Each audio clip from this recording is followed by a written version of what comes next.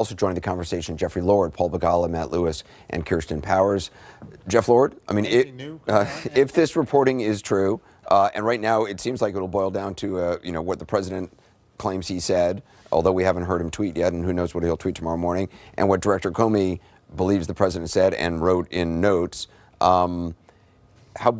How much trouble is the president in for this? Well, we'll have to see, but there's no... If the story is accurate as reported... If the story is accurate, there will be a big deal.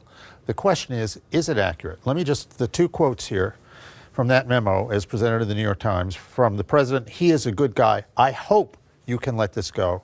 Comey replies, I agree, he is a good guy. The narrative seems to be that the president overstepped, that the president is doing this. There is no narrative here that James Comey was bargaining to keep his job. I don't know that he was, but does that indicate that? That's not the whole thing, Jeff. You didn't read the whole quote, though. Yeah. That's what it was. I copied it from the New York Times. It's more than that. He says let it go a couple times. Yeah. But even if it was... But that is not Richard Nixon saying to Elliot Richardson, you do this or you're fired. No, this is like saying, nice house you got there, be ashamed if something happened to it. Right. I mean, it does. I mean, you can interpret it. Yeah, you can interpret it in the most benign way, which is, yeah, he's a nice guy, and I hope you can let it go. I don't know. But my point here. Do you think he's singing "Let It Go"? We are once again in high-tech lynching mode here. These media circuses happen. Clarence Thomas, Bill Clinton, I might add. But this is not a media circus. This is the President of the United States in the Oval Office excusing the Attorney General. Right. Did he say go do this? Excusing his Vice President and talking to the Director of the FBI, a guy who... Did he instruct him to do it? Right. I mean, you don't think he's asking? Who can rid me of this troublesome priest? He did not instruct him to do it, and that's a big deal. You're telling me if the President of the United States brings you into the Oval Office and is standing close to you just like LBJ used to and point at people and say, gosh, I hope you can find it in your heart to let this go, Jeff. I hope you can find it in your heart to say, to back me up on everything I ever say on TV. I get the option to do it or not. Yes, you do. Right? But Archibald Cox had no option. He was fired. Okay. That's it. All right, Paul? In February, the president meets, we now know, privately with the FBI director. Hugely inappropriate. Maybe obstruction of justice. I'll leave that to the attorneys. This is, by the way, after the president has allegedly asked the FBI director for a pledge of loyalty. Oh, I forgot about that. Right, pledge of loyalty, then this private meeting.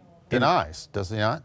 Sure, he denies it, yeah. But until he tweets about it tomorrow and says he did it. Then he confirms it. I mean, let's just set the timeline. The first inquiry was a request of loyalty. The second, then he says, this is a good guy. I hope you can let this go. Then on March 10th, Comey testifies, confirming that Trump's campaign is under FBI investigation and that, in fact, Flynn is as well. There's much discussion that March 10th testimony by Comey about Flynn. So that's one way to tell the president, I'm not backing down. That was in March 10th. May 9th, Comey is fired.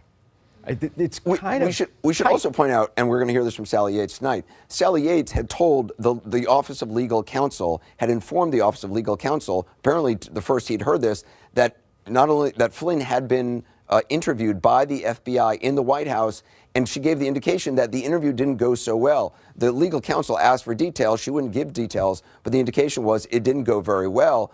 Then the legal counsel takes that to the president, and the president that night has dinner with Comey asking for a loyalty pledge, and then days later, after fire, 18 days later, has this meeting. Why is the president so loyal to General Flynn? I'm sure he's a good guy. I've never met him. That's not why. Come on. Right. All roads lead to Russia. No. That's what's going on here. Lord. And on the night he fired Flynn, I said that. I said, be very careful who you hire, Mr. President. Be more careful who you fire, because this guy knows where all the bodies are buried. And Matt, again, Sally Yates, and you'll hear it tonight, the White House has continued to say there was nothing illegal that Flynn did. It was just a question of him lying to the vice president. Sally Yates says that's just not true, that there is illegality in the underlying behavior of Flynn. Yeah, and this could be the whole cover-up is worse than the crime thing, too, right? Whether or not there was any there now is potential obstruction of justice. And I think it's going to be very interesting to watch how Republicans react to this if they start jumping off. I can just say my sense is, the football line, they are who we thought they were. For those conservatives like me who were concerned about Donald Trump in terms of issues like temperament, experience, and character, this is sort of the worry. the one worry was that Hillary would win. This is the other potential worry. Kirsten, I want to play something that the acting FBI director McCabe said in testimony last week in front of the Senate Intelligence Committee when he was asked about Comey's files after he was fired. Let's listen. Who was in charge of securing his files and devices when that information came down that he had been fired? That's our responsibility, ma'am. And are you confident that his files and his devices have been secured in a way that we can maintain whatever information or evidence he has in connection with the investigation? Yes, ma'am, I am. It's interesting, Kirsten, because also just from some of our reporters reporting, they've talked to people who apparently have a copy of at least one of the memos.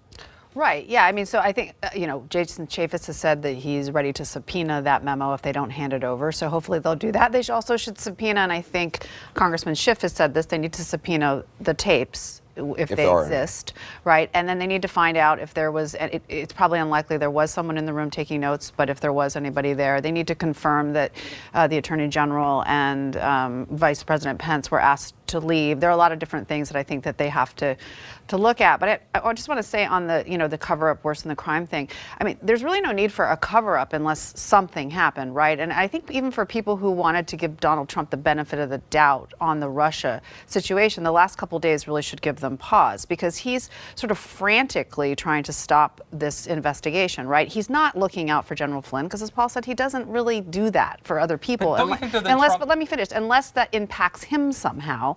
And then the fact that he fired the FBI director. I mean, this is somebody who is kind of panicking, I think. But I could see Trump doing this sort of thing because he is an egomaniac, because he's thin-skinned, and because he doesn't have the experience to understand the repercussions. Maybe I'm giving him the benefit of the doubt. I mean, because you make it sound like... No, I think he is a child. I think he is a child. That's fundamentally the point. I think he's a child. All right. Everyone, we have more coming up on